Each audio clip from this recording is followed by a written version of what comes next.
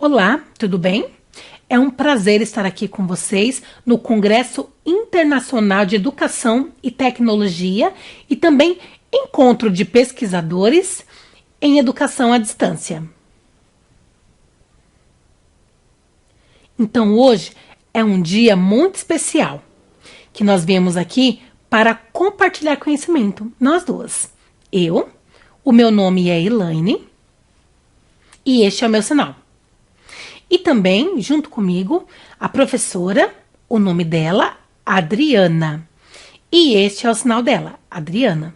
Então, nós estamos juntos aqui para mostrar para vocês a nossa pesquisa de doutorado.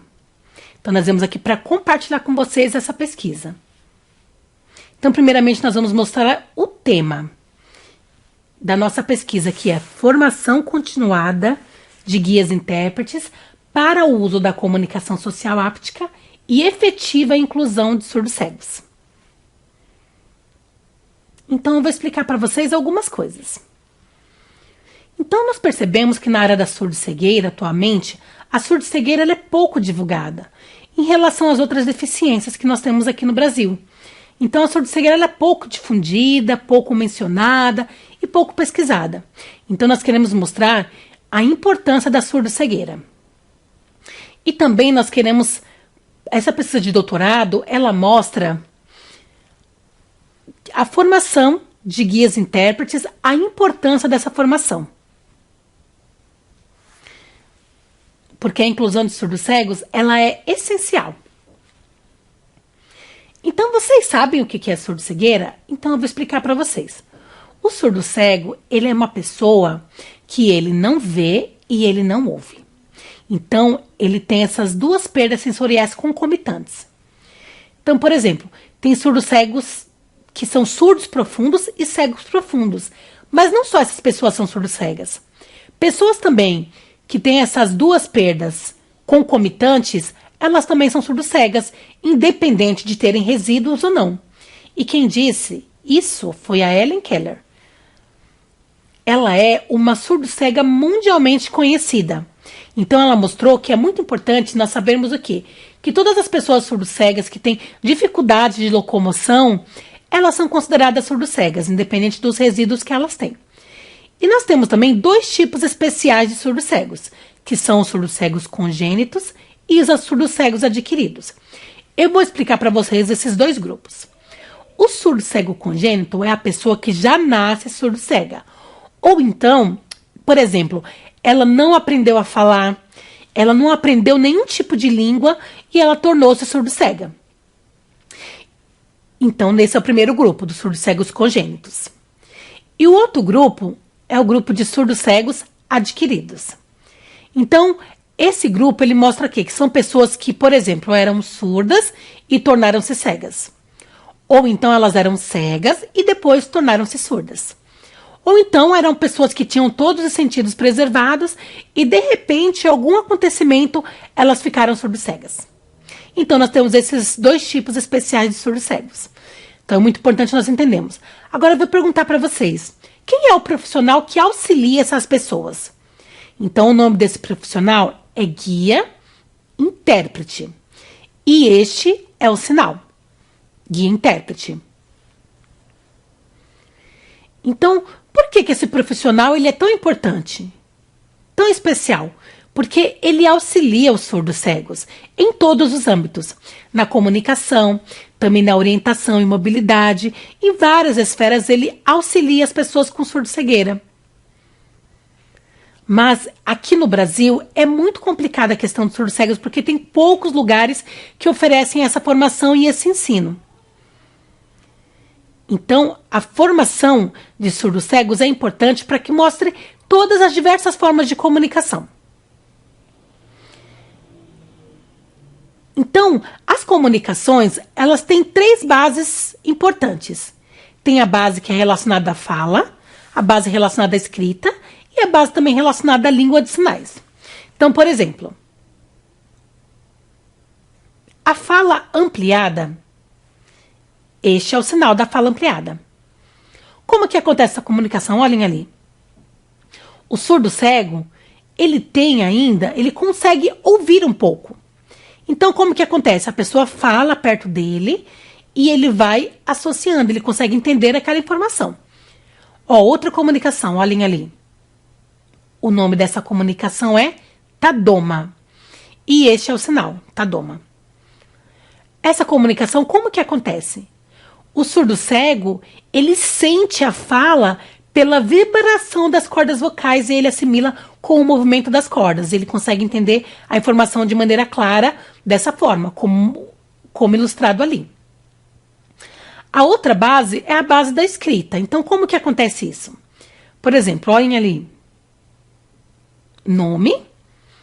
Essa comunicação se chama Braille tátil.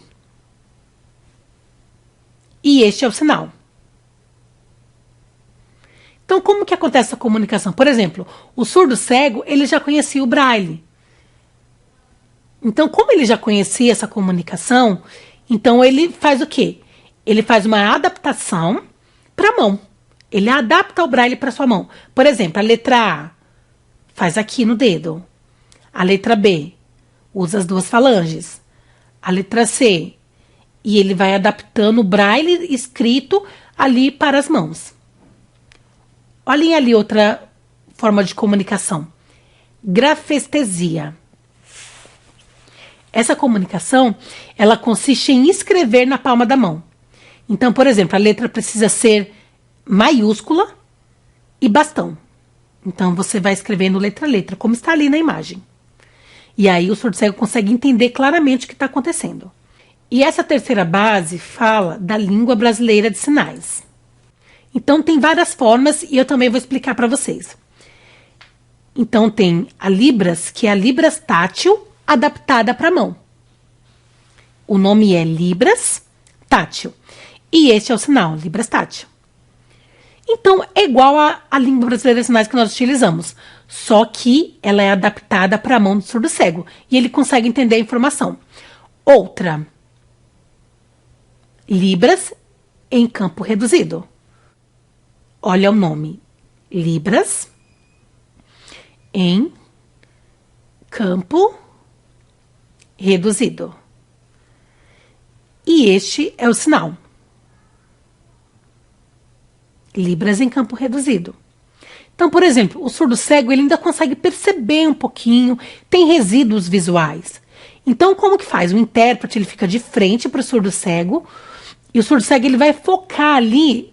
Não pode ser uma Libras muito expansiva, mas ela precisa estar dentro do campo visual que o surdo cego consegue enxergar. Então, ele consegue ver um pouco e ele consegue assimilar as informações. Outra forma de comunicação é o alfabeto datilológico tátil.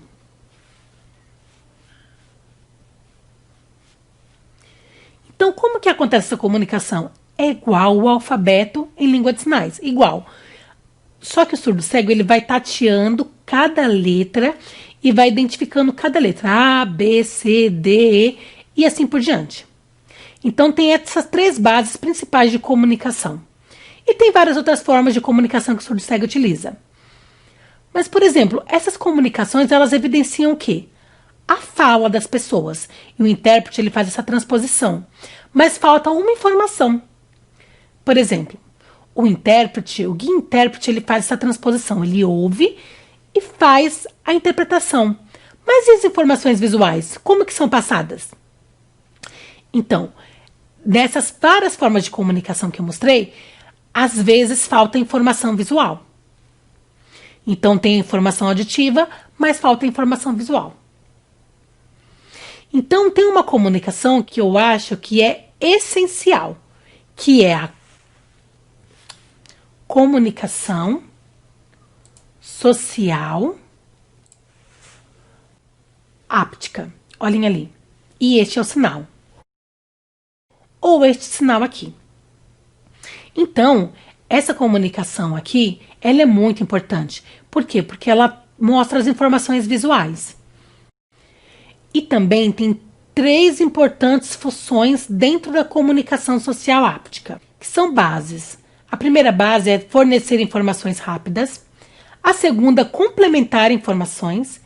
E a terceira, mostrar a intensidade.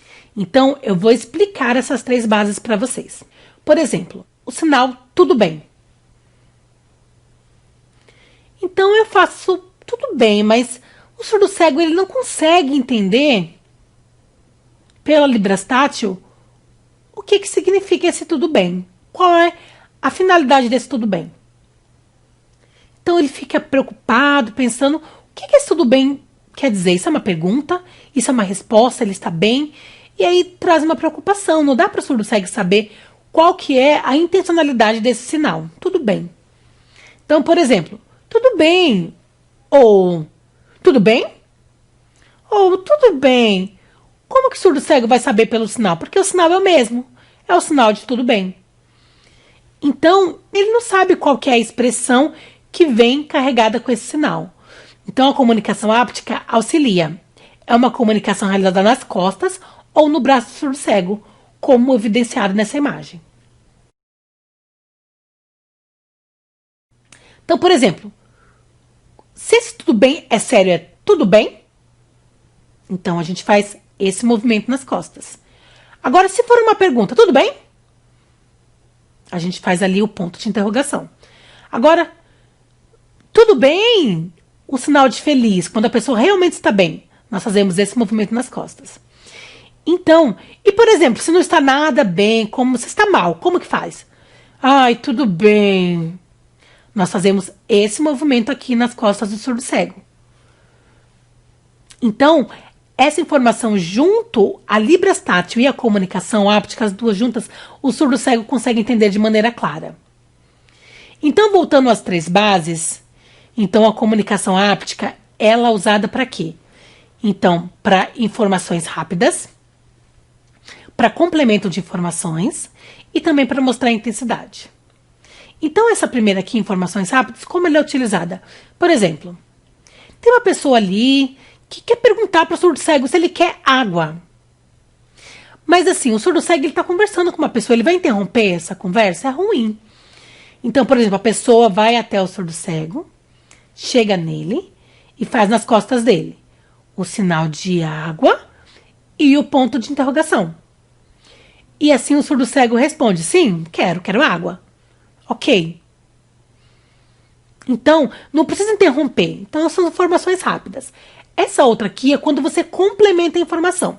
Então, precisa de 2 guias intérpretes, um de frente para o outro, e aí eles precisam se olhar.